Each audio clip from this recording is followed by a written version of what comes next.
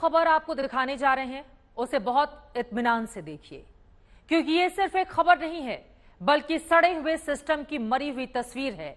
लापरवाहियों और गैर जिम्मेदारियों का पूरा खाका है। जरा सोचिए, एक स्कूल 25 साल पहले बनाया गया, मगर उस स्कूल तक पहुंचने का रास्ता 25 साल बाद भी आज तक नहीं बन पाया।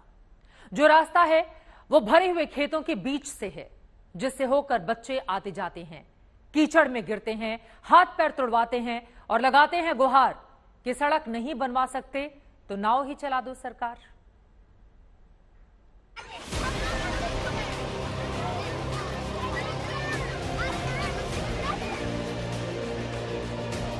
हमको बहुत परेशानी होती है, हम गिर गए हैं। कीचड़ हो गया, जब आते हैं एक मैम को चोट लग गया है यहाँ। 3 बार हम लोग का पैर टूट गया है, हाथ टूट गया है, काफी बच्चों का खराब हो जाता है, बैग खराब हो जाता है।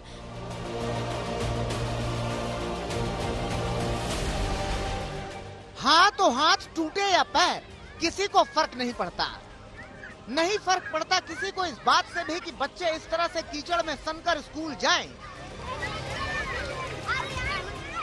और इसी तरह से कीचड़ में चलकर स्कूल से वापस आए, गिरे या पड़े, किसी को फर्क नहीं पड़ता।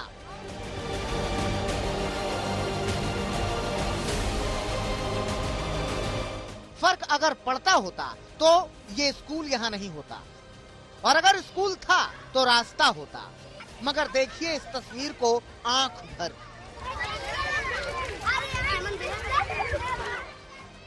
ये प्रधानमंत्री नरेंद्र मोदी के संसदीय क्षेत्र वाराणसी से महज 1 घंटे की दूरी पर बसे चंदौली जिले के मसौनी गांव का प्राइमरी विद्यालय है। इस प्राइमरी विद्यालय के चारों तरफ खेत हैं, खेतों में बरसात का पानी है और जिनके खेत हैं उन्होंने इसमें धान लगा दिया है। खेतों की ये मेड़ है और यही मेड़ इस स्कूल तक पहुंचने का रास्ता है। अब इस रास्ते को बच्चे कैसे पार करते हैं वो देखते चलिए। कई बार वो संभलते हैं, कई बार गिरते हैं, कीचड़ से सन कर जाते हैं, कीचड़ से सन कर आते हैं। हमको बहुत परेशानी होती है, हम गिर गए हैं। आप गिर जाते हैं। आप देख सकते हैं तस्वीरों में, सुधांशु सर दिखाइएगा कि किस तरह से बच्चा गिरा हुआ है, हाथ में बॉटल है, पूरा कीचड़ से भरा हुआ है। जो टीचर्स हैं वो भी जो है वो लेकर के चप्पल हाथों में लेकर के चल रही हैं। बहुत दिक्कत पड़ता है इस बारिश की वजह से, और कीचड़ हो गया, जब आते हैं एक मैम को चोट लग गया है यहाँ पे। कैसे न टूट जाए हाथ, रास्ता नहीं है, फिसलन है, किसी का भी बैलेंस बिगड़ सकता है, कोई भी गिर सकता है।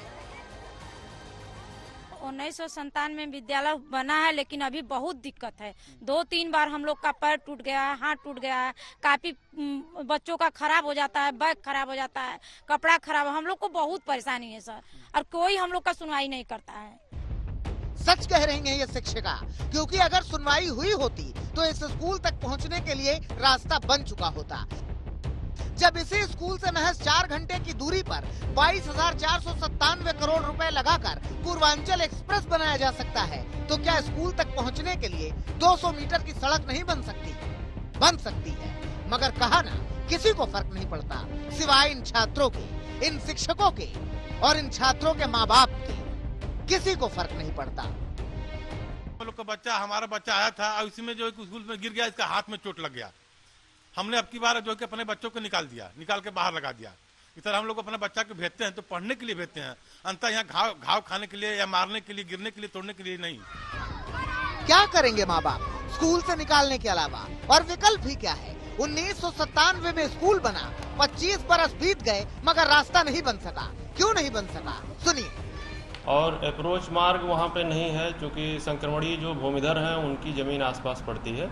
उनसे वार्ता कई बार हम भी गए, प्रधान जी के माध्यम से वार्ता की गई, लेकिन अपनी जमीन कोई रास्ता के लिए देने को तैयार नहीं है। तो 2-1 लोग तैयार होते हैं तो 2-1 लोग जो है तैयार नहीं होते, इसलिए कोई बीच का रास्ता नहीं निकल पाया। मेड़ जो है उसी पर से ही जाना पड़ता है, ये प्रॉब्लम है।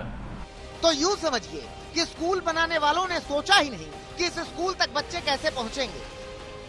स्कूल के रास्ते में जिनकी जमीनें आती हैं, नीति नियंता ना तो उन्हें समझा पा रहे हैं और ना विकल्प निकाल पा रहे हैं। आलम यह है कि बच्चे कीचड़ में आते जाते हैं। सोचिए, जब तेज बरसात होगी और खेतों में पानी भर जाता होगा, तब ये बच्चे कैसे आते होंगे। 25 साल से इस स्कूल तक पहुंचने के लिए रास्ते का इंतजार है, लेकिन रास्ता है कि खो गया है, मिल ही नहीं रहा। उदय गुप्ता, चंदौली, आज तक।